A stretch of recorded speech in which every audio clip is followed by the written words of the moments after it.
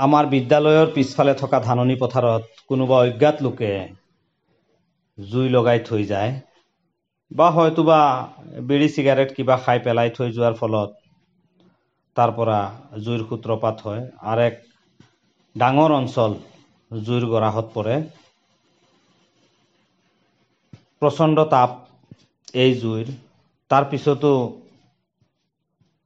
জুই নুমুৱাবলৈ ওচৰে পাজৰে থকা কিছু সচেতন ব্যক্তি আৰু আমাৰ বিদ্যালয়ৰ 2-3জন শিক্ষক লগ লাগি পথাৰৰ ছাইডত থকা পুখুৰীৰ পৰা আমি পানী আনি সেই জুই নুমুৱাবলৈ সক্ষম হওঁ।